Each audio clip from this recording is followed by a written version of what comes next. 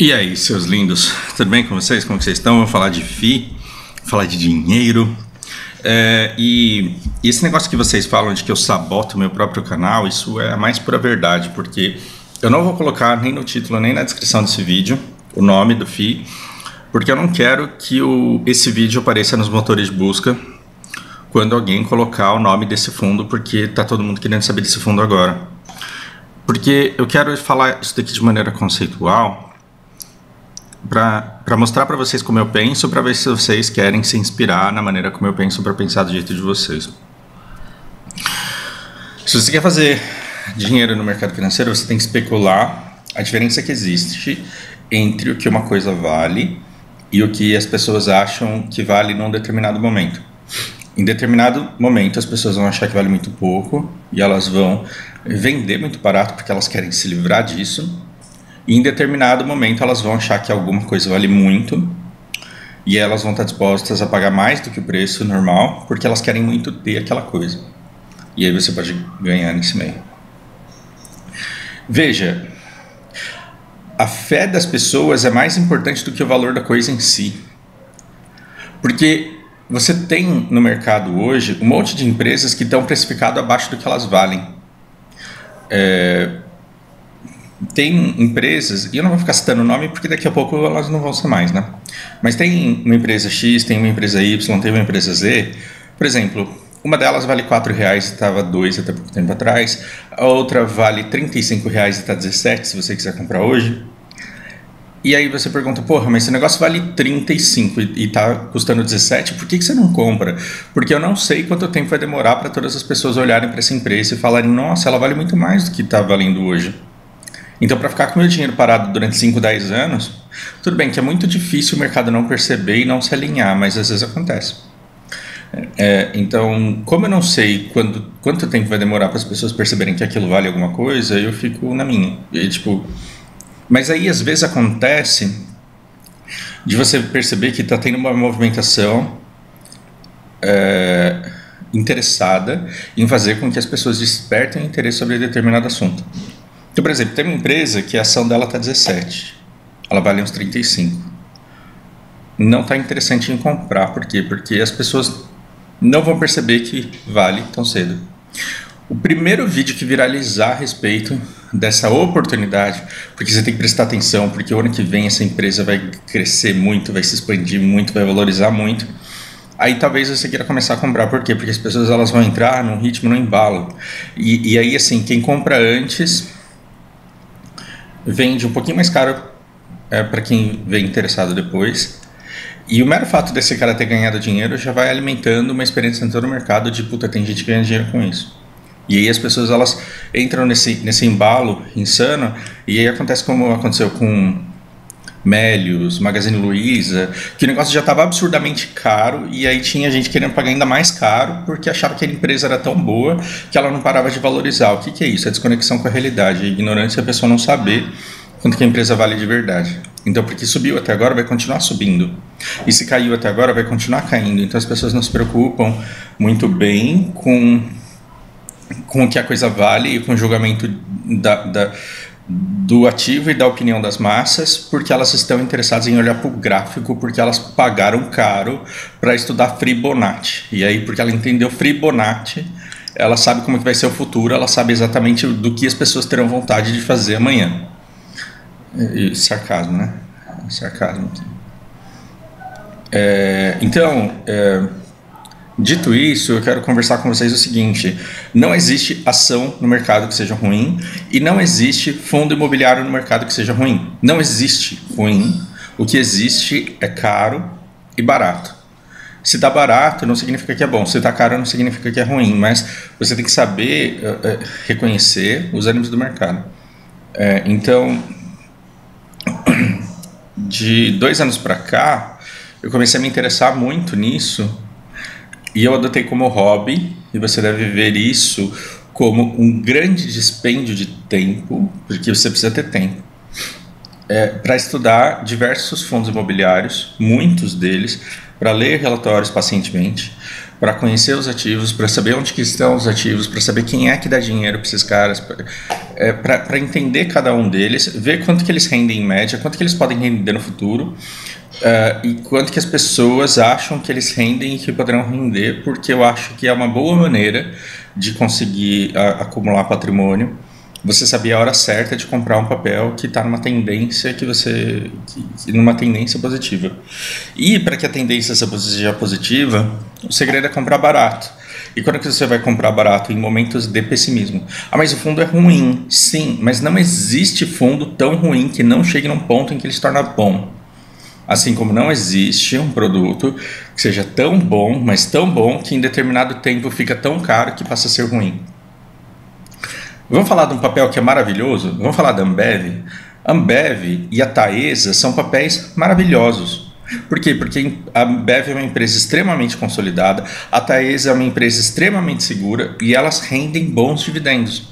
Acontece que elas estão, como todo mundo sabe, não é segredo, como todo mundo sabe que Taesa e Ambev são boas empresas, o que as pessoas compram para ter na carteira previdenciária para dar dividendos para o resto da vida delas? Taesa e Ambev. Então o cara que recebeu o 13º, o cara que recebeu a PL dele, o cara que recebeu uma herança, o cara que precisa investir e ele fala, não, esse dinheiro eu não posso arriscar, esse dinheiro precisa ser seguro, esse dinheiro eu preciso guardar num lugar que eu não perca. Então o que eu vou fazer? Eu vou investir nas empresas mais seguras do Brasil, vou comprar Ambev e Taesa. Vai, compra. Você vai pagar caro. Por que você paga caro? Porque todo mundo sabe que é bom. E porque todo mundo sabe que é bom, tá todo mundo disposto a pagar mais do que o negócio vale. E aí o dividendo da Taesa ele é tão maravilhoso, mas tão maravilhoso, só que quando você paga 30% de ágio, quando você paga 20% de ágio, o dividendo dele que era maravilhoso, ele cai e fica mediano. Ao ponto de uma pessoa sair da Taesa e falar assim, eu vou pro Itaú, que vai me pagar um pouco mais por preço de cota, por real, né? Vai me dar mais dividendo por real investido do que a Taesa. Mas a Taesa não é maravilhosa? Mas é que eu consigo vender esse papel caro. Então eu vou vender, vou comprar uma ação que está mais barata e aí eu vou ter um lucro maior numa empresa pior. Então esse conhecimento você tem que ter. E aí o que acontece? A gente está falando de um fundo. E a minha opinião é um pouco contrassenso. Assim, se você buscar o nome desse fundo e começar a ver dezenas, centenas de pessoas que começaram a falar sobre esse fundo, você vai ver que o que eu tenho aqui se parece muito com o que muita gente diz, mas também discorda de muita coisa que muita gente diz. Por quê? Porque é a minha opinião. E se você se basear só na minha opinião, você vai se lascar. Você tem que estudar por você. Mas esse fundo aqui eu estudei com profundidade em novembro do ano passado. Minto. Em agosto do ano passado eu estava olhando para ele. Em agosto do ano passado ele estava no absurdo hype. Vamos ver como que ele estava em agosto do ano passado. Vamos colocar aqui na máxima. Em agosto ele estava valendo 124, 123. Tá, já não estava tanto, mas já tinha caído bastante porque os rendimentos eles tinham caído. Não, eu comecei a estudar esse fundo em agosto de 2020, gente. Sim, nessa época que eu comecei a estudar esse fundo. E numa época em que ele estava começando a disparar e subir cada vez mais. Ele chegou a valer R$160. E por que ele chegou a valer R$160? Por puro hype, porque ele estava pagando muito bem. E ele estava pagando muito bem quando? Em novembro de 2020, aqui. Porque grande parte dos contratos deles estavam vinculados à IGPM e na época o negócio, cara, a inflação alta do jeito que foi, disparando do jeito que disparou, os inquilinos e os devedores desses CRIs aqui se lascaram. E depois tiveram que renegociar essa dívida e tudo mais. Então quando a gente olhava para esse dividendo de R$2,50 em cima de R$120, um dividend yield absurdo de, sei lá, quanto que foi o dividend yield dele nessa época? Aqui, ó. Quando você olha para um dividend yield de 1,74 no mês, esse valor ele é absurdo, porque se você colocar no ano ele dá 20%. Foi um dos fundos que mais pagou nesse ano. Só que você tem que entender que ele pagou muito porque ele pegou os tomadores de dinheiro de surpresa.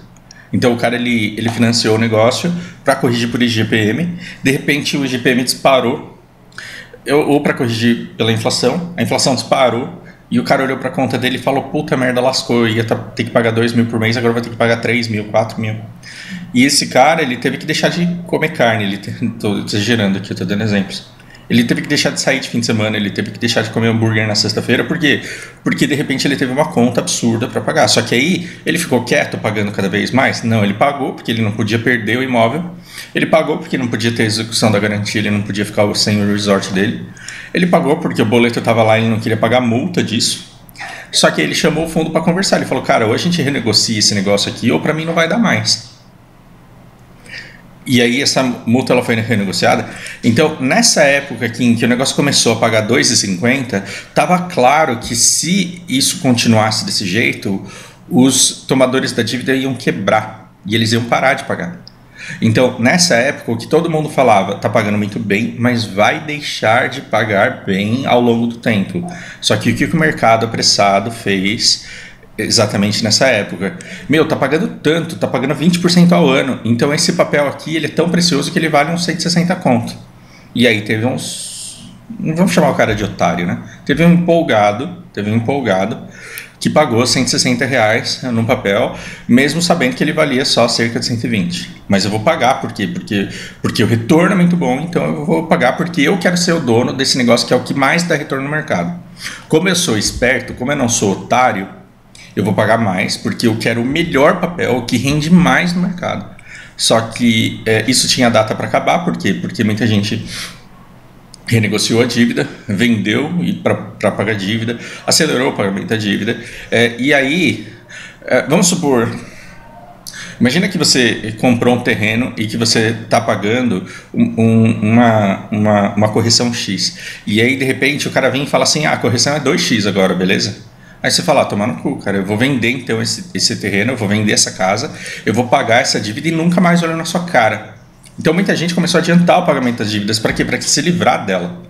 E aí, o que o fundo faz quando alguém adianta o pagamento da dívida? Alguém vai lá para o mercado, eles vão lá para o mercado, que nem os agiota fica te procurando na estação de trem. Os caras falam assim: você não quer pegar dinheiro emprestado, não?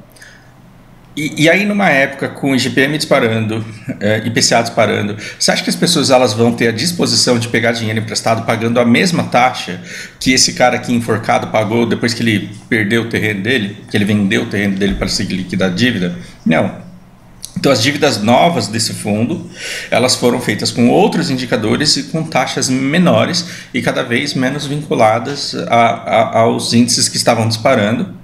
E aí o que aconteceu? A gente teve um grande pico de inflação que depois tende a diminuir. Agora com essa taxa de juros, a gente não está vendo isso imediatamente, mas a tendência é que a inflação diminua. E aí esses fundos de CRI que pagaram muito, esses fundos de papel que pagaram muito, eles tendem a pagar cada vez menos. Então essa queda nos rendimentos aqui era algo completamente esperado. Isso daqui 1 ano e meio atrás, a gente olhava para isso daqui e falava: cara, esses caras não vão ter condições de continuar pagando tudo isso. E o que eu espero de um fundo de papel é 1.1, 1.2, um negócio assim, mais ou menos no máximo, mas com um risco muito alto. E assim, a galera tancou muito a época de pandemia, mas agora a coisa está ficando séria. Então tem muita gente que está sofrendo os impactos da pandemia e que está ficando inadimplente só agora, depois de tanto nadar, depois de tanto esforço. Então essa queda aqui era um negócio meio que previsível. Logo, se você me oferecesse esse papel aqui nessa época, o que eu ia falar para você desse papel, desse hectare? Cara, é uma bosta isso, não faça isso com você mesmo. Porque você vai ter um retorno alto, só que esse retorno alto é temporário. E a hora que o dividend yield cair, a hora que o rendimento desse fundo cair, eu sei que o preço vai despencar. Então eu estava falando isso há um bom tempo. Quando os rendimentos desse fundo caírem, o preço vai despencar. A mesma coisa vai acontecer com aquele MCI e o outro... Esqueci o nome dos fundos agora. Uma hora o rendimento ele tende a diminuir porque eles não conseguem renovar os empréstimos, eles não conseguem mais comprar dívida de outros bancos e credores com as mesmas taxas que estavam conseguindo nessa época. E aí, caindo os rendimentos, o que o pessoal que olha somente para essa curva aqui, somente para esse dividend yield, vai falar: esse papel não presta mais, ele era bom na época que ele pagava R$2, ele era bom na época que ele pagava 1,74. Cara, que negócio imobiliário rende 1,74 no mercado? Não existe isso de forma sustentável a longo prazo. Então sabíamos que, já que 1,74 é insustentável, isso daqui vai começar a cair cada vez mais, e quando esse rendimento aqui cair, o preço desse papel cairá. Sabíamos todos disso. E aí o que aconteceu? Mas assim, basta que você olhe só para esses gráficos? Não, você tem que estudar o relatório do negócio, senão você não tem como saber.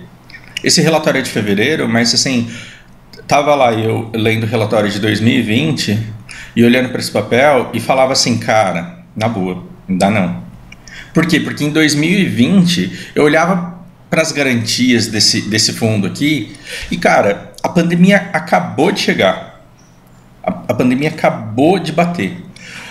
A gente não tem vacina para o negócio ainda. A gente não sabe quanto tempo as pessoas vão ficar de home office. A gente não sabe quanto tempo as pessoas vão ter que ficar trancadas em casa sem poder ir para clubes. E depois da pandemia a gente não sabe se as pessoas vão querer ir para clubes. Então eu quero ser agiota eu estou usando um termo pejorativo, mas de um cara que tem um resort, de um cara que tem um clube de campo e um campo de termas em Barretos. Eu quero esses imóveis aqui, que são basicamente parques aquáticos, eu quero emprestar dinheiro num cara que vai abrir um hotel em Gramado em 2020. Será que eu quero fazer isso só porque tá pagando pra caramba? Porque tá pagando, sei lá, 20% de dividend yield ao ano? Não, porque eu não sei como que esses resorts aqui eles vão performar daqui 2 anos. Eu não sei como é que esses resorts aqui eles vão performar daqui 5 anos. Então, quando você olha para a taxa de inadimplência, é um negócio que está sob controle, mas é um negócio preocupante. Você tem taxa de inadimplência aí, de alguns fundos de 4%, de 6%, de 7%. Isso é preocupante. Ou seja, todos os fundos que tem aqui, alguns deles são de devedores únicos, mas geralmente são grandes empreendimentos com um monte de devedores, e aí você tem os que pagam e os que não pagam, e aí cada um vai ter uma taxa de inadimplência 2,7, 2,8, 2,5, 5 ponto não sei quanto, 9 ponto não sei quanto. E aí você fala, esses caras que não pagaram, acabou, morreu esse dinheiro, esses 5% que não pagaram aqui, morreu esse dinheiro. Não, você vai executar a garantia, mas você quer executar a garantia? Você quer entrar num processo judicial para falar: um pedaço do seu parque é meu, me dá ele porque eu vou administrar e eu vou receber os turistas e eu vou cobrar deles pelo aluguel do quarto? Você quer ter essa dor de cabeça? Você realmente quer tirar esse hotel do cara? Então você vai ficar na fila, você vai enrolar a dívida, você vai renegociar, empurrar para depois, você vai fazer o diabo para você não ter que lidar com isso. Então, a gente está falando com um fundo que vai perder dinheiro? Não, na pior das hipóteses, você vai ser dono de um resort em não sei onde. E aí você vai ter que fazer propaganda para o pessoal ir lá passar férias, ou você vai ter que vender, e aí você distribui para o fundo isso que não era teu, mas que passou a ser porque você executou a garantia. Já que o cara não te pagou, você pegou o terreno, vendeu, e aí você distribui o dinheiro. Que no fim das contas, todo esse processo de execução ele vai incluir todos os gastos, vai incluir toda a dor de cabeça, e no fundo, para o cotista, é ruim para o fundo ter que lidar com isso. Mas para o cotista, no fim das contas, ele pode ser até bom. E sabe que é uma coisa interessante?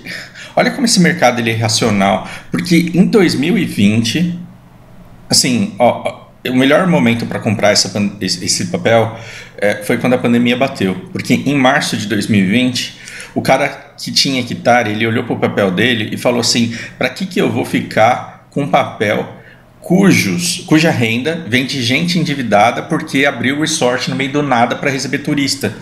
Então, as pessoas que estavam com um papel de R$120, R$130 aqui, elas acordaram de manhã e falaram: cara, o mundo vai acabar, tem uma pandemia rolando que eu não sei nem como funciona, eu vou me livrar desse papel. E teve gente que vendeu por 92 para não ser dono do papel mais. Aí pegou esse papel e investiu em quê? Em Bitcoin, toma no cu.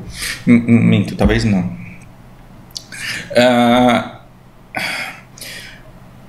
Depois a gente percebeu que o negócio não ia falir porque o resort estava pagando direitinho. Mas olha que interessante, o preço ele continuou subindo, apesar da pandemia, apesar de que ainda não termos o pessoal vacinado, apesar de aqui a gente não saber como que ia ser o futuro da pandemia, o negócio ainda segurou bem. Agora que nós temos vacina, que está todo mundo andando sem máscara na rua, agora que tudo voltou ao normal e que a classe média alta, eu não estou falando de quem ganha R$ 3.000. Assistam um vídeo em que o Lucas explica isso. Quando a gente fala de classe média alta, não é você que ganha 2 contos, 3 contos ao mês. A gente é pobre.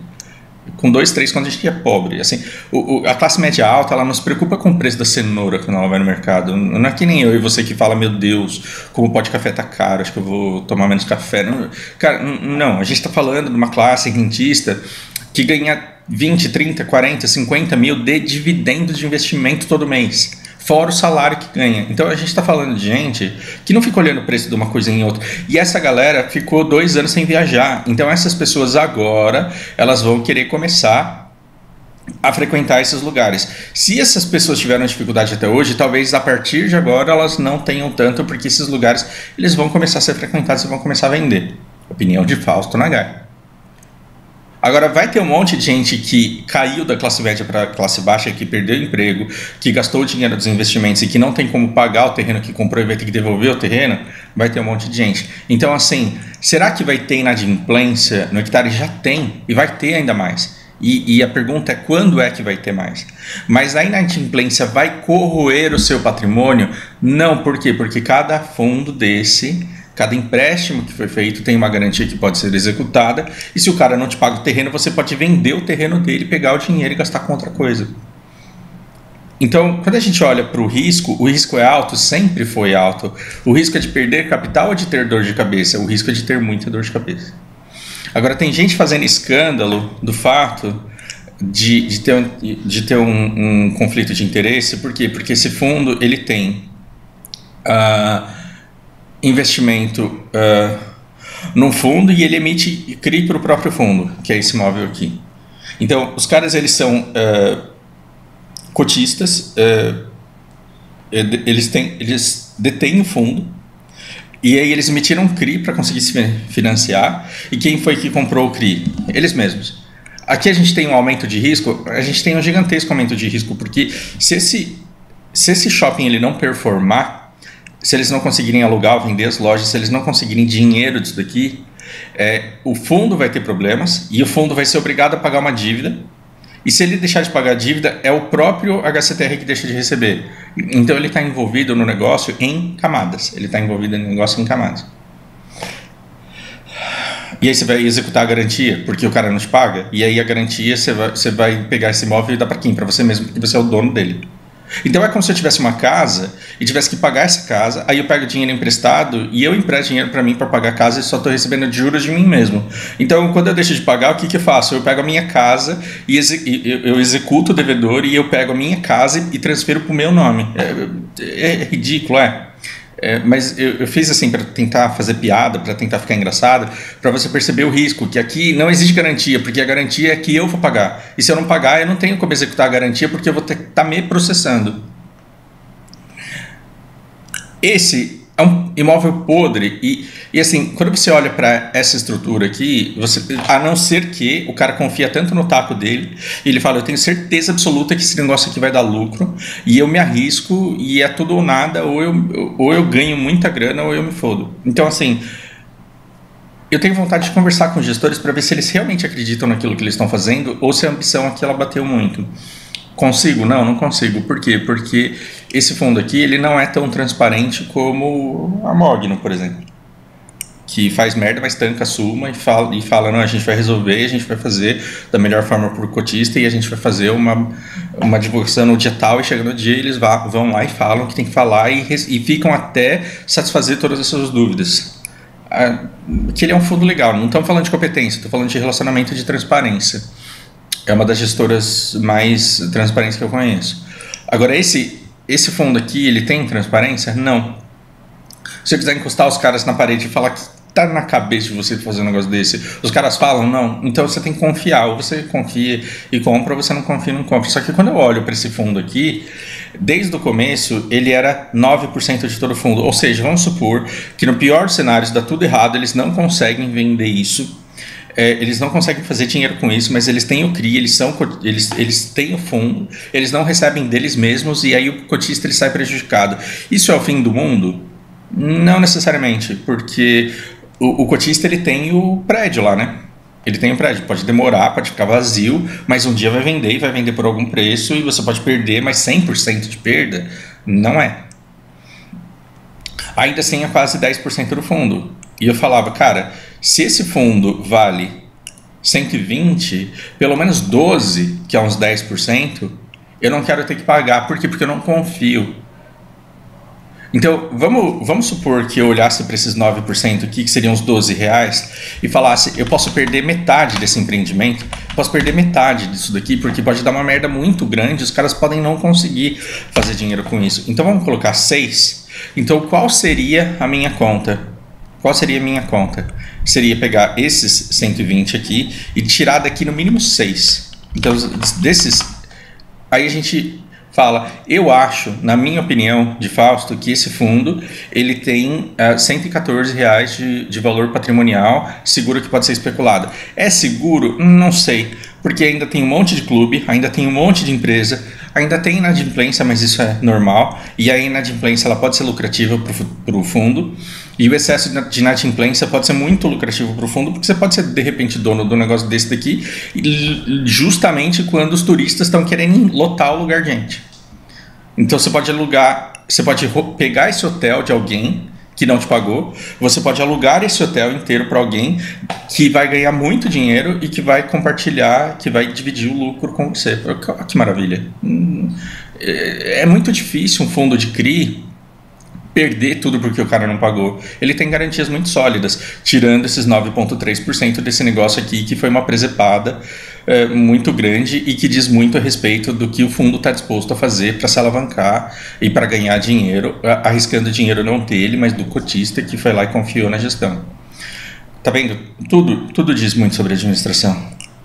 Então, é um fundo de papel, ele vai te devolver mais do que os 0,5% de dividend yield, que é IPCA mais 6 que eu espero do fundo imobiliário. Ele vai te devolver mais, ele vai amortizar o valor do fundo e você vai ter que saber investir isso com sabedoria para não ter o seu poder de compra diluído ao longo dos anos.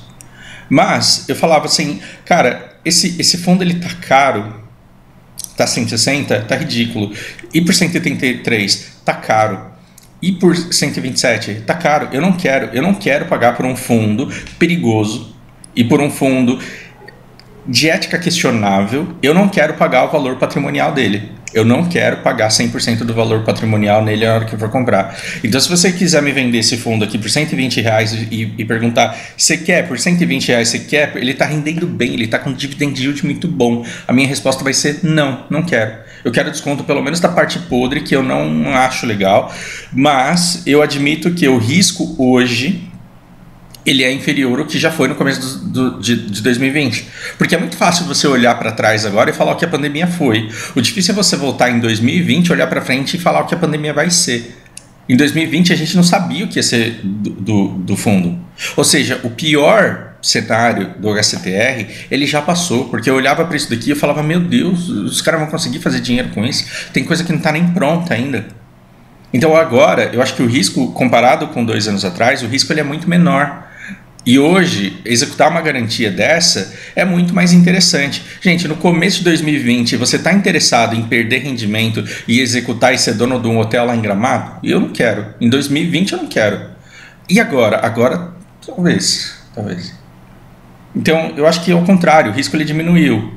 Esse fundo, ele investe em cotas subordinadas. Se você não sabe o que é cota subordinada, você precisa ali urgentemente de alguém que te faça uma playlist sobre FIIs e que seja melhor que o meu, porque agora eu lembrei que eu nunca falei disso.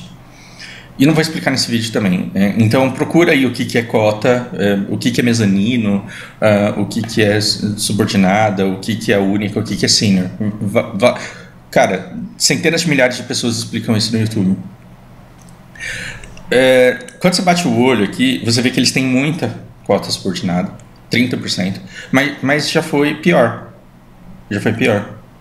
O fato deles estarem com 61% de cota senior hoje em fevereiro de 2002, mostram que eles tiveram uma drástica mudança de posicionamento, porque antes era o contrário, antes era 68% de subordinada e menos sênior e menos o resto. Ou seja, quando os caras deixam de pagar, por exemplo, quatro inquilinos, um deles deixou de pagar. Quem que não vai receber? O subordinado. 4 inquilinos, 2 deixaram de pagar. Quem que não vai receber? O subordinado e o mezanino. Agora 4 devedores e 4 não pagaram. Aí o sênior fica sem. Ou seja, o sênior ele tem prioridade sobre o subordinado para receber. O sênior tem prioridade sobre o mezanino tem prioridade sobre o subordinado. Quando você olhava esse fundo 2 anos atrás, ele tinha muito mais subordinado do que ele tem hoje. Então ele era muito mais arriscado do que ele é hoje. Hoje ele tem muito mais mezanino. Significa que ele tem garantia de que vai receber? Não. Mas a probabilidade dele tomar calote hoje é menor que era antes. Não só em tipo de subordinação, em tipo de dívida que ele tem, mas em relação à perspectiva macroeconômica dos fundos que tem para ser executados aqui, ou que tem para gerarem renda para pagar para o fundo. Então, na minha opinião, o fundo ele diminuiu, e se ele migrou do monte de cota subordinada para mais cotas senior, significa que hoje ele está muito mais seguro do que ele já foi. Essa gestora, cara, ela faz umas coisas bizarras. Eles têm aquele VSLH, eles tinham o Tord. Aí eles falaram, porra, mas o Tord vai dar merda e vai ficar feio pra gente, então vamos se livrar. Aí o Tord mudou de gestão. Cara, não é um negócio que você vai falar, meu Deus, como eu respeito, como eu adoro, como eu admiro e como eu quero trabalhar com esses caras pro resto da vida. Não. Mas, quando você olha pro preço, é um negócio que a 114 valeria a pena e que hoje você entra no mercado e encontra pela bagatela de 105. Por que bateu 105? Porque depois de mais de um ano, alguns geradores de conteúdo e algumas pessoas olharam para o relatório e falaram, meu Deus, tem um conflito aqui, ó. Eles são donos do fundo do shopping lá, mas eles também têm crise daquele shopping. Então eles estão emprestando dinheiro para eles mesmos. Ah, esses caras aí, eu vou falar para vocês, hein? Meu, essa gestora se livrou do Tord. Por quê? Porque tava com medo de dar bosta para a imagem do grupo. E aí você fala assim, esses caras fazem umas coisas erradas. É claro que os caras fazem coisa errada, e é claro que eles tomam um risco muito grande, e é claro que pode dar merda muito grande. Só que ainda assim, hoje, entrando por 105, você vai ter um rendimento chutando baixo. Quer dizer, nos novos patamares em que o negócio chegou de 1,4, você vai dividir isso por 105, você tem 1,3% ao mês. Esse 1,3% ao mês, vezes 12 meses, a gente está falando de um dividend yield de 16% ao ano. 16% ao ano. É os mesmos 20% que foi no pico, porque não foi o ano inteiro, tá? Isso daqui, se fosse o ano inteiro nesse valor, daria dividend de 20%. Não foi o ano inteiro assim, ele subiu, desceu. 16% para um fundo de papel é bastante alto. Ele é bastante alto. A diferença é que nesse valor de 105, o risco que ele tem, ele está precificado.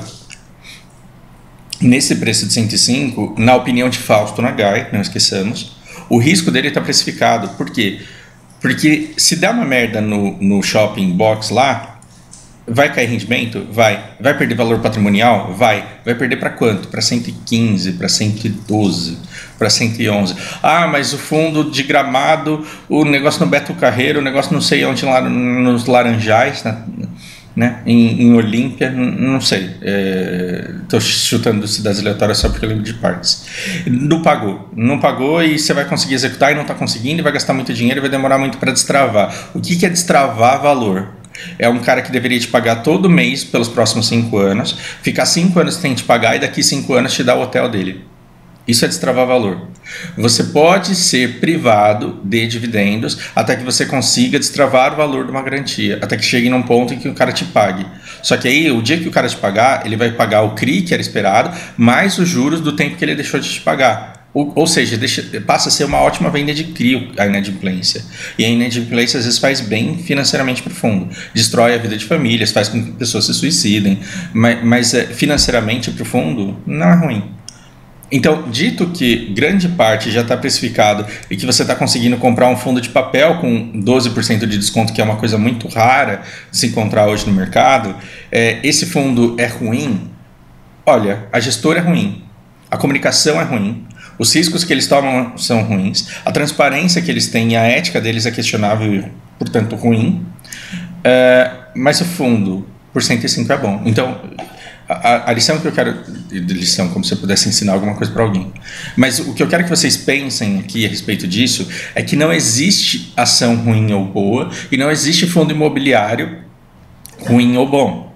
O que existe é um fundo barato ou caro. E ele está barato. Se ele está barato, significa que para baixo disso não cai mais? É claro que não. Claro que não. Esse fundo aqui pode estar R$90 amanhã. Por que não? Ele pode, só que aí se bater R$90, ele vai estar mais barato ainda e o risco vai estar mais precificado ainda. Aí você compraria? Compraria. Então eu comprei desse fundo, e isso não é recomendação, pelo amor de Deus, não me prendam. Eu comprei desse fundo com todo o dinheiro que tinha para investir, mas eu não vendo nada que eu tenho para comprá-lo. Por exemplo, eu tenho outros papéis e eu não vou vender outros papéis para comprar isso daqui. Mas e se amanhã e se segunda-feira você acordar e ver que está R$90? Aí eu vou começar a vender. Minto. Eu vendi Taesa para comprar esse papel. Por quê? Porque eu acho que a Taesa, ela está num patamar imoral. A empresa é boa, a empresa é maravilhosa. Teve alguma coisa que justifique assim, a subida tão grande? Os dividendos maravilhosos, mas não sei. A empresa não é diferente do que era, as expectativas não são a mesma coisa que eram, e eu acho que o dividend yield esperado dela, diluído por essa subida de preço que ela teve aqui, o dividend yield dado a subida de preço que ela teve, eu acho que eu posso sair tranquilamente dela e voltar depois se eu quiser. Ou seja, na opinião de Fausto, não me sigam cegamente, mas eu acho que eu posso muito bem vender por R$44,30 hoje, e a semana que vem, daqui a um mês, daqui 2 meses, voltar e pagar menos do que R$44,30. Se tiver mais, não é negócio interessante. Se tiver menos, eu saí e voltei com lucro, caso eu queira, né? Então eu posso ver amanhã o preço e pode estar 41. E eu falo, eu vendi por 44, eu quero voltar por 41. E aí eu vou olhar para o mercado nesse dia e vou ver o melhor custo-benefício de acordo com o meu julgamento. E o meu julgamento ele é limitado somente ao que eu sei. Então muito provavelmente eu vou fazer merda. Mas até aí eu faço merda sabendo que eu fiz o melhor que eu podia com a informação que eu tinha. E procurei me informar o máximo possível. Então... eu vendi a Taesa por quê? Porque a Taesa está num ponto que eu considero bom de saída, atraente para sair, para eu voltar depois se eu quiser. E sei lá, a EZTEC e o Banco do Brasil, eu acho que não está num momento tão bom de saída assim. Então eu vendo para comprar esse negócio aqui? Não, jamais. Mas e se você acordar na segunda-feira e tiver R$85? Aí eu vendo. Aí eu vendo outros papéis e compro por 85 e coloco na minha cabeça que nunca mais eu vou vender esse papel. Eu vou me aposentar com ele. Mas e se o mercado perceber que fez merda e amanhã um monte de youtuber e aí junta a Natália e Primo Rico, não sei das quantas, e todo mundo fala que o negócio é bom e aí subiu para 160 de novo? Bom, aí a gente vende. E por quê? Porque a gente especulou, a gente gastou tempo para tentar entender quanto que o negócio vale, decidiu, na nossa opinião, quanto a gente está disposto a pagar porque a gente analisou o risco e falou, não, esse risco aqui por esse preço eu me disponho a correr porque eu acho que ele pode pagar e se perder tudo bem, vai ser uma fatalidade, alguma coisa que, né, um meteoro que caiu e aí ninguém vai fazer sorte mesmo, e me conformo com isso. Mas a hora que o mercado começa a se empolgar e começa a jogar esse preço insanamente e irracionalmente para cima, aí a gente sai e paga 20% de imposto nessa diferença e vai embora. Então, por exemplo, eu comprei por 105, certo? Se eu vender por 160, eu vou pagar 20% de R$55. Eu vou dar R$11 para o governo, mas afinal de contas eu vou ter ganhado 44 mais o carrego. O que é o carrego? É o dividendo que você recebe todo mês. Ou seja, com R$105, se eu receber R$1,40, R$1,20, R$1 por um ano, tá de tudo ruim? Se eu receber, vamos supor que dá uma merda muito grande, mas muito grande nesse fundo, e eles começam a pagar só R$ 1 por mês, e aí eu paguei 105 nele, 0,95% ao mês está ruim de carrego num papel? Não está ruim de carrego no papel. Isso me dá uma margem de segurança para eu ficar tranquilo investido nele, para que daqui 1 ano, 2 anos, 5 anos, eu perceba se eu quero, além de ter o carrego, que é o aluguel mensal, né, o rendimento mensal, se eu quero ter o ganho de capital, se eu quero vender um papel de 105 por 160, pagar o imposto para o governo e ficar com o resto para escolher, então, qual é o melhor papel para ser comprado no momento. E, sei lá, daqui 5 anos pode ter uma crise de imagem na Taesa, você pode vir ali e ver que o preço está muito abaixo do que você acha que o papel vale. Aí você vende aquilo que o mercado acredita que vale muito mais do que vale e compra aquele que o mercado acha que vale muito menos do que vale. Opinião de Fausto hoje, esse papel, de acordo com o mercado acha que ele vale menos do que ele vale? Na minha opinião, sim. Na minha opinião, sim. Eu acho que isso daqui te dá uma margem de segurança muito grande de entrada no papel. Significa que você vai poder dormir tranquilo sem acompanhar as desgraças que toda semana acontece de diferente nesse fundo? Não. Você vai ter que acompanhar. Ah, mas eu não quero essa dor de cabeça. Não invista em renda variável. Se você não quer dor de cabeça, ou então siga cegamente uma carteira de recomendação. É melhor assim, se você está estudando programação agora, se você está estudando desenho, se você está fazendo uma faculdade que vai te capacitar para ganhar o dinheiro que vai sobrar para você investir, você não pode perder tempo pesquisando empresa. Você tem que se capacitar para ser o melhor profissional na área que você decidiu atuar. Então, se você gasta 2 horas estudando um fundo, você está perdendo seu tempo. Você está perdendo seu tempo de se capacitar para quê? Para se tornar um profissional melhor. Agora, estou com tempo sobrando, não estou fazendo faculdade, não estou crescendo na minha carreira. Eu quero um hobby. O que eu faço? Eu jogo MMO para ser o fodão e ter os equipamentos que ninguém tem? Se eu quiser, sim. Mas se eu quiser usar esse tempo que eu jogaria um jogo para deixar um super char, super fodendo poderoso num servidor que vai fechar mais cedo ou mais tarde. E se eu quiser usar esse conhecimento para conhecer muito bem os produtos que estão à disposição no mercado, para saber o que eu faço com eles todos os dias em que eu tenho dinheiro para investir. Essa foi a minha opção de hobby para esse ano. Então eu tenho tempo para pesquisar esses fundos, para estudar chinês e para estudar russo.